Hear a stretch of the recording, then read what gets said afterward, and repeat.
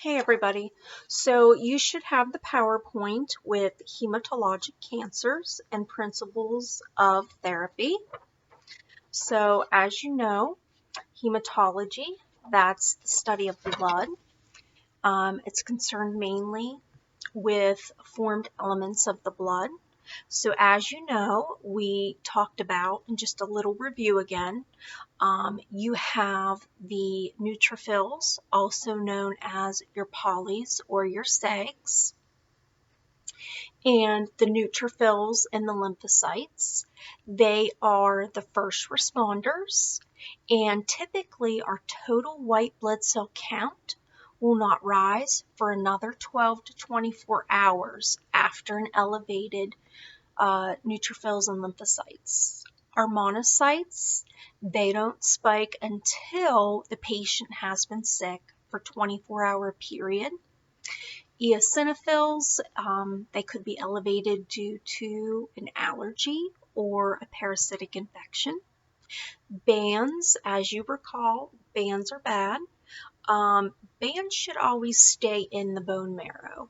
And the reason they're coming out is because the body has exhausted itself. It has put out as much neutrophils, lymphocytes, monocytes, eosinophils, basophils. It's put out so much it has nothing more to give.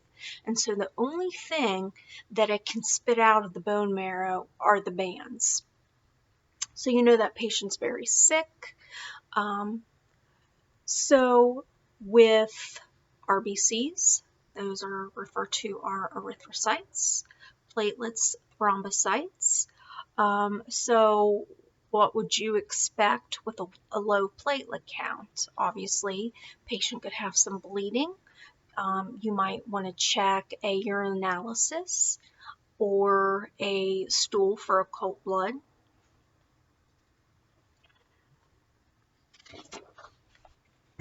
So I'm going to skip over our next page because I think we've reviewed that and go into what is cancer.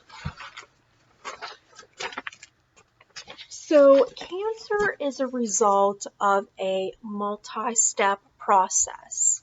It's characterized by an accumulation of multiple genetic mutations in a population of cells undergoing neoplastic transformation. So after the first mutation, there is limited expansion. After subsequent mutations, there is greater proliferation potential. So the progression of cancer is easily documented in tumor systems. So benign, that's what everybody wants to hear. It's not malignant. It's not. You don't have to worry about metastasis. Malignant, the tumor tends to become obviously progressively worse. And metastasis is the tumor has now spread to distant sites. So what is hematological cancer? It's a malignancy of any of the formed elements in the blood. The malignancies may be classified into a multiple myeloma, so the plasma cells of the bone marrow. Lymphomas, these are cancers of the lymphocytes, which is a type of white blood cell, and the lymph nodes, which produce antibodies and fight infection. Hodgkin's, this develops in a single node or a chain of lymph nodes that contain what's known as Reed-Sternberg cells. Now, non-Hodgkin's, that spreads through the lymphoid system, typically in some type of erratic pattern. The malignant cells in a lymphoma typically originate in tissue other than the bone marrow.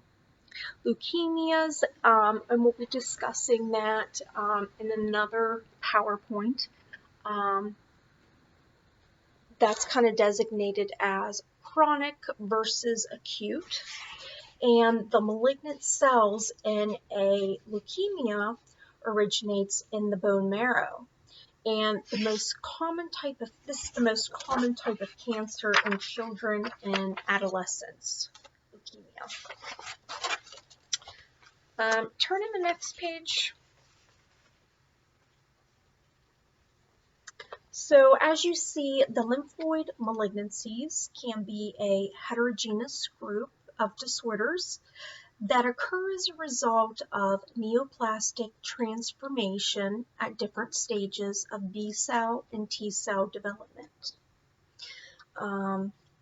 So with hematological malignancies, the progression is often not as obvious as with tumors. With cancer, the division of normal cells is precisely controlled. New cells are only formed for growth or to replace dead ones. Cancerous cells divide repeatedly out of control even though they are not needed. So with this, they are crowding out other normal cells. And so those cancerous cells, they begin to function abnormally. And they can also destroy the functioning of major organs. So again, cancer can arise from the mutation of a normal gene. Mutated genes that cause a cancer are called oncogenes. Cancer cells do not self-destruct, but they continue to divide rapidly, produce millions of new cancer cells. And just want to add the next page, cancer logic. Any agent that causes cancer is called a carcinogen, and it's described as carcinogenic. So known carcinogens, ionizing radiation, X-rays, UV light, chemicals, cigarette smoking, viruses could be an example, HPV, that can cause cervical cancer. Also, there is a hereditary predisposition. So you cannot inherit cancer, it's just that you may be more susceptible to getting it. The next page just tells us different types of cancer, as well as examples of likely carcinogens. So when we talk about the development of cancer, so within every nucleus of every one of the human body's 30 trillion cells exists DNA, and the substance that contains the information needed to make and control every cell. So with this section of DNA, one of the base pairs is different from the original. The DNA has suffered a mutation either because of miscopying or by damaging effects of exposure to a carcinogen. Sometimes a genetic mutation will cause a cell and its descendants to reproduce even though replacement cells are not needed. So the DNA of the cell highlighted has a mutation that causes the cell to replicate. Spread and second mutation, mutated cells reproduce.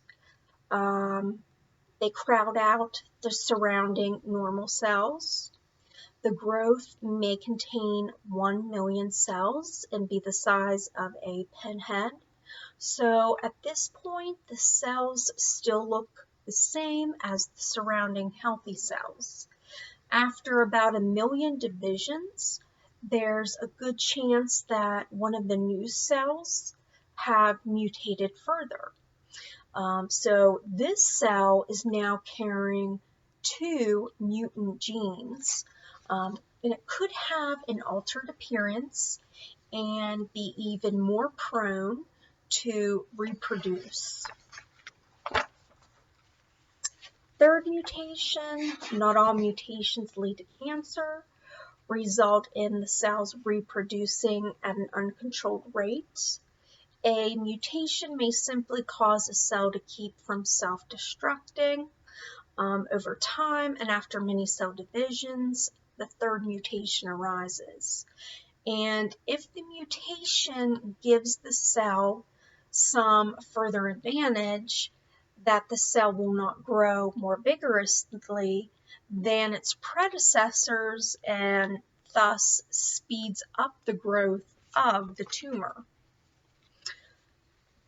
So the new type of cell grows rapidly, allowing for more opportunities for mutations. The next mutation paves the way for development of an even more aggressive cancer. And so at this point, the tumor is still contained within the fourth mutation. It breaks through the membrane. The newer, wilder cells created are able to push their way through the epithelial tissues, the basement membrane. The invasive cells in this tumor are no longer contained. At this point, the cancer is still too small to be detected. Angiogenesis. This is the recruitment of blood vessels from the network of neighboring vessels. And so without blood and nutrients it carries, a tumor would not be able to continue growing. So with the new blood supply, the growth of the tumor accelerates. And at this point, it could be detected. Invasion and dispersal. The tumor has now invaded the tissue beyond the basement membrane. Individual cells from the tumor enter into the network of newly formed blood vessels, using these vessels as highways by which they can move to other parts of the body.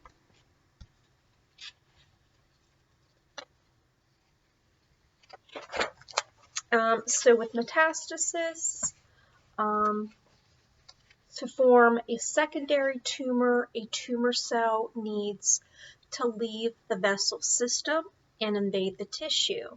So the cell must attach itself to a vessel wall. It then works its way through the vessel and into the tissue. Although less than 1 in 10,000 tumor cells will survive long enough to establish a new tumor site, a few survivors can escape and initiate new colonies of the cancer. So metastasis, as you see in the picture, most frequent sites are the lung, the brain, the bone, the liver, the adrenal glands. Typically, if you have a nodule in your lung, depends on the risk factors. Does this patient have a family history of lung cancer? Has the patient smoked? Typically, if they have these risk factors, if it's a 5-6 millimeter nodule, possibly 4, you're going to follow it. Also, does the patient have a history of having some other type of cancer other than the lung? Typically, if it's 9 millimeters, you would go ahead and do a PET scan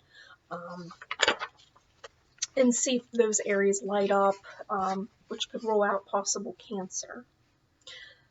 So some principles of cancer therapy, we talked about a few of these in pharmacology. You're probably familiar with the term chemotherapy. With radiation, it's often used for metastasis because you may have lung cancer which metastasized to the lung. and that's making the patient short of breath. So radiation therapy can be used to prevent or relieve distressing symptoms.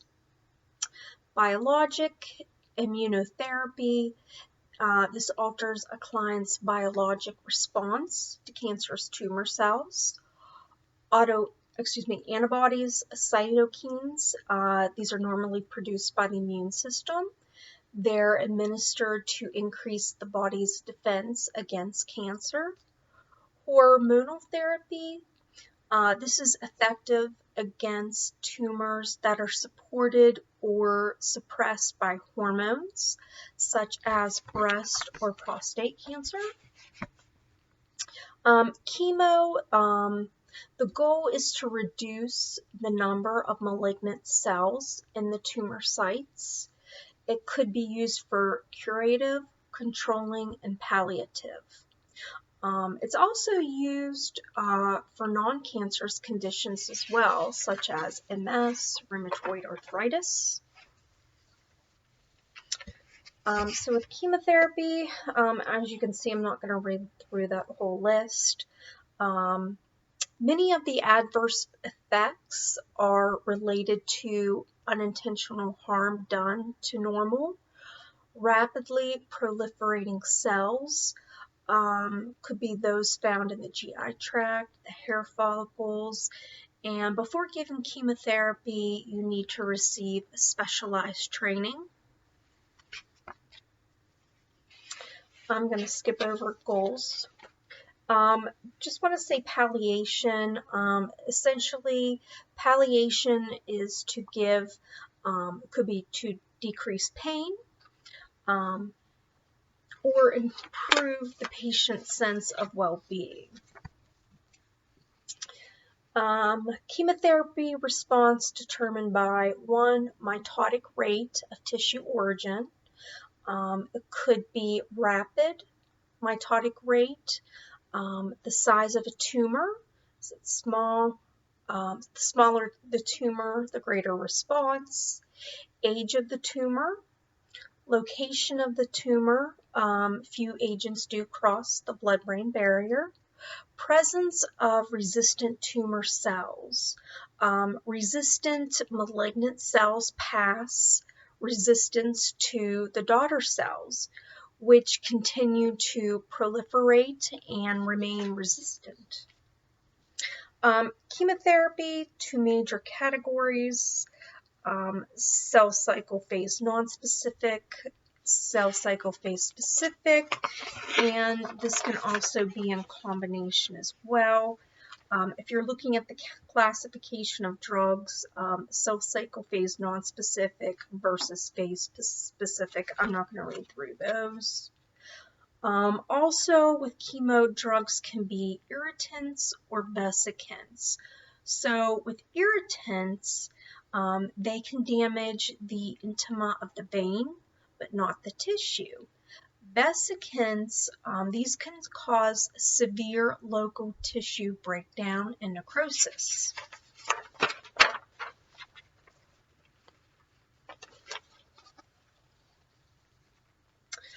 Methods of administration. So back when I worked on the blood and marrow transplant unit, all of our patients had central lines. We didn't have anybody with a peripheral line. So we gave the chemo through that. And of course, even if you have a peripheral line, you always want to make sure you have a good blood draw. You want to see that flash of blood when you pull back, because you want to make sure that that catheter is actually in the patient's vein,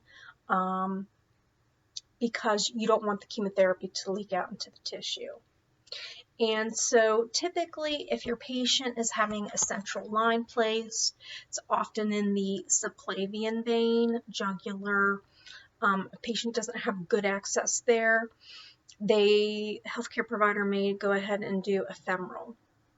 So of course, after you've had the central line placed in those areas, you want to make sure that you confirm placement, make sure it's in the right spot. It could have nicked the lung. Maybe this patient now has a pneumothorax. Typically, if a patient's having long-term chemo, they can have, um, it's better that they have the central line in. The next picture, that just shows the line inserting there. And typically it goes into the tip goes into the right atrium. And again, you would x-ray that and you would see the line is in the right place after it's been inserted. The one good thing with this, it prevents phlebitis. Make sure that you don't use, if you have a line, let's say a patient could have a PICC line and they're receiving chemo through it, make sure you don't do blood pressures in that arm.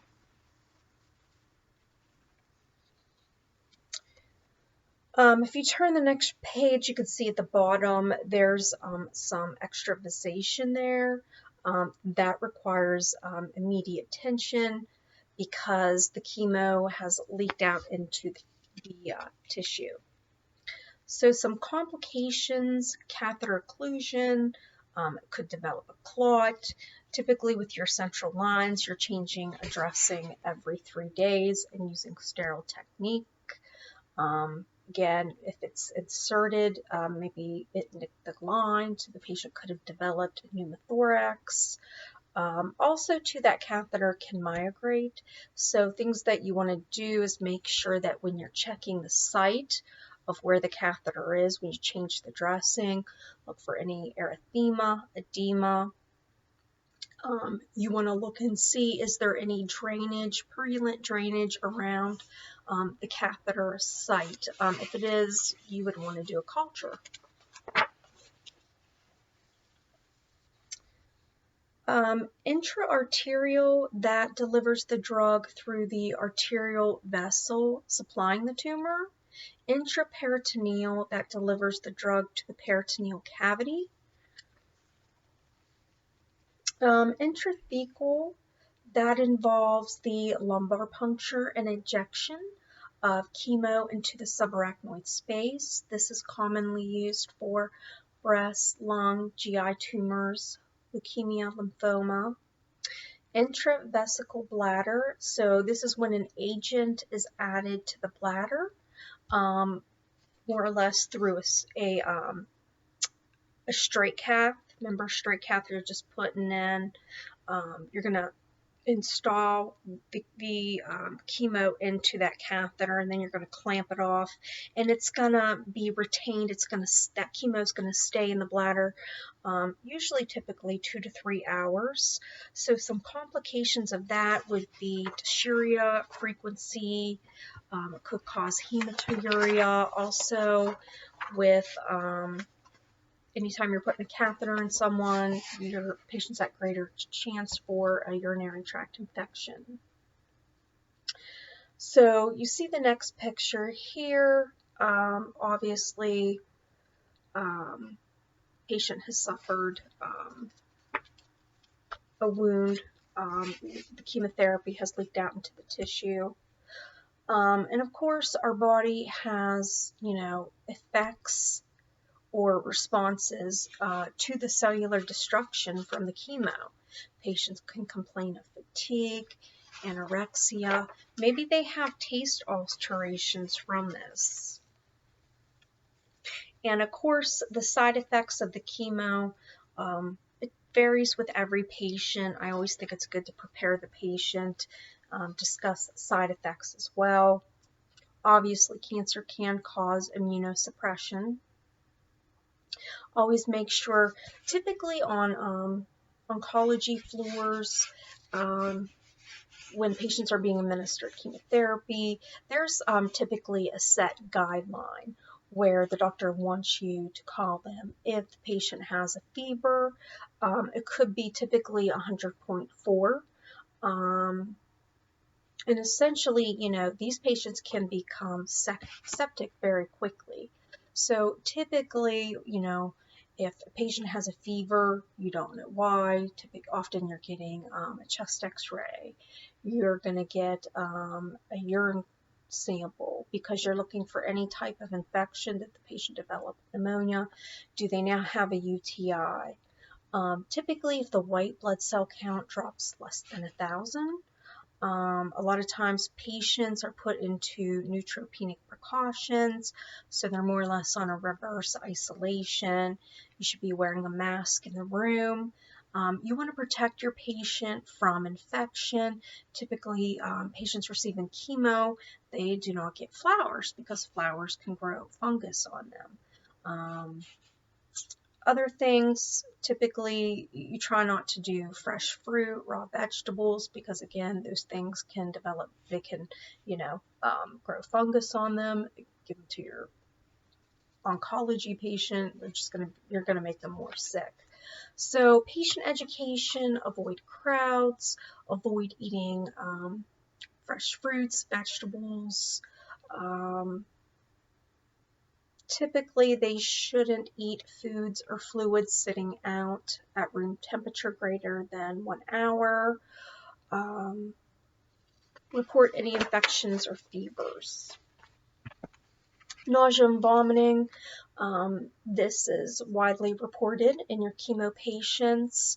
They also complained of an altered taste. Often Zofran is given for that. Also, too, with the nausea, patients maybe should try to eat small, more frequent meals, possibly 5 a day. They're also given appetite stimulators such as Megace. Alopecia, a lot of times, especially with women, they will shave their head prior to receiving chemo, other than letting their hair fall out. They're going to have self-image problems. Some patients will get a hat, a wig, a turban to wear. Just kind of reinforce that it is temporary. Their hair, it might be more coarse when it grows back in. The color might have somewhat of a change to it as well. If the patient does shave their head, they go out into the sun, make sure that they're wearing a hat, protecting themselves against it. Mucositis, that's when you have inflammation of the mouth, the gums, the tongue, as well as the intestines. Obviously, you want to make sure that your patients are getting good mouth care. Avoid spicy foods, soft foods. They should be eating something that's high in calories, scrambled eggs, milkshakes, ice cream, yogurts. They don't have to chew any of that. So if they have sores in the mouth, it makes it a lot easier. Patients can be anemic. Obviously, you're going to look for fatigue. Is the patient pale, dizzy, could be short of breath? Often you're giving Epigen, increases the red blood cell count. You're going to monitor hemoglobin, hematocrit. Patient might be getting blood transfusions. Thrombocytopenia, decreased platelet count. Typically, you're going to be looking for bruising. Could be bleeding in the gums. Patients could have blood in the stool, their urine. Typically, when I worked on the bone marrow unit, we didn't transfuse patients unless the platelet count was less than 20,000, and then it was typically a standing order to transfuse. Radiation, that generates free radicals that breaks bond in the DNAs, and it causes a loss of proliferative capacity of the tumors. Radiation, it can be given pre-op.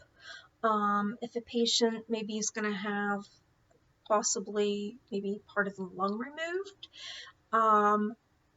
Radiation therapy, it can help to reduce the size of the tumor or to treat metastatic tumors in a more terminal stage. It uses low energy versus a high energy. Low energy penetrates a short distance. It's useful for skin lesions. High energy beams, this is suitable for optimal dosing of internal targets while sparing the skin. Doses can be divided into fractions.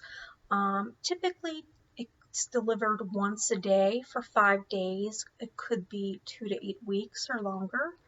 The number and the strength of doses is typically determined by the mitotic rate of target tissue, with rapidly growing tumors being more sensitive.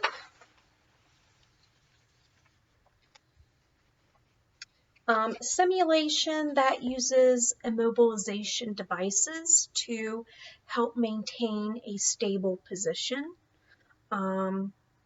When you have radiation, the patient might have marks placed on the skin to outline the treatment field. External radiation, this is the most common radiation treatment. The skin is marked like it's tattoos, again, to guide the beam for placement. What else? No powders, ointments, lotions. Patients should gently wash the skin with mild soap and water. Make sure you pat it dry. And then again, also too, with radiation, you have to remember to treat the symptoms depending on the area that's been radiating. And if it's the mouth, the esophagus, mucositis, maybe the patient complains of dry mouth. If it's in the neck, maybe the patient complains of dysphagia, abdomen, gastroenteritis. Internal brachytherapy, it's an implantation or insertion of a radioactive material into or close to the tumor.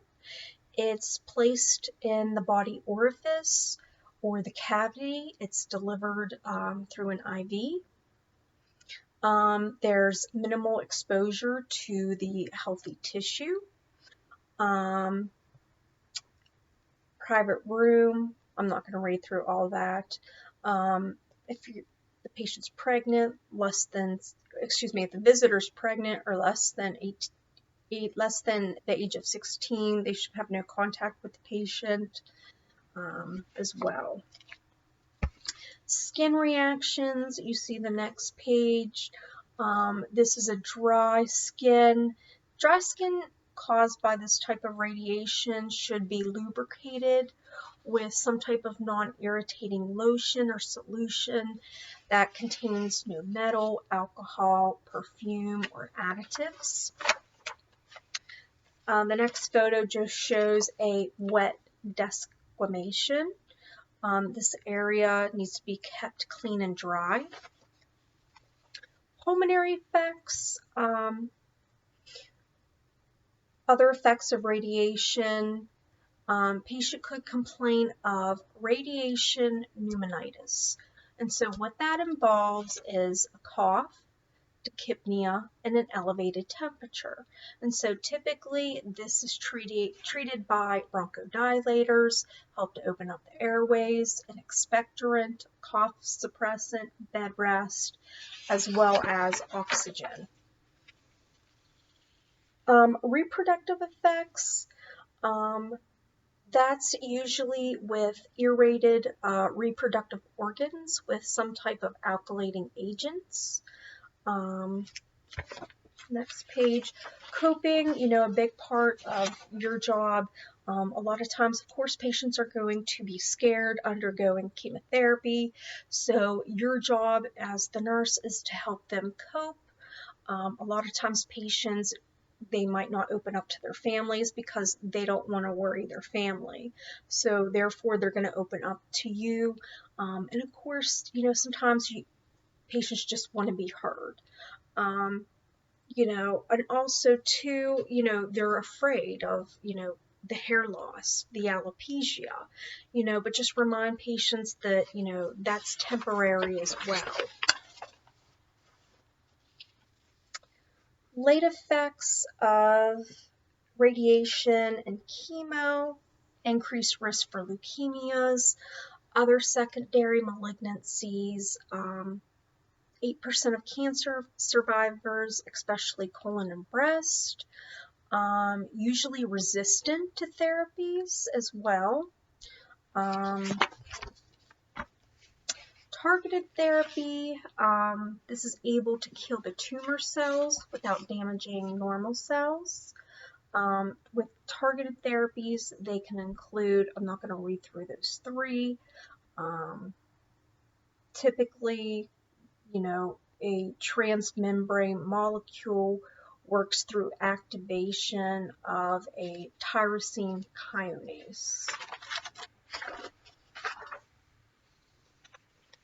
Biologic therapy, as you see there, it's anti-proliferative immunomodulatory properties.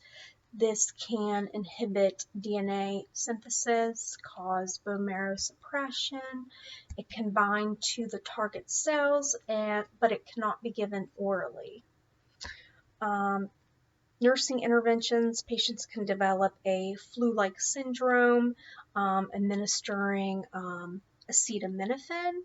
Also, if the patient develops severe chills, you can give them IV meroperidine, also known as IV Demerol.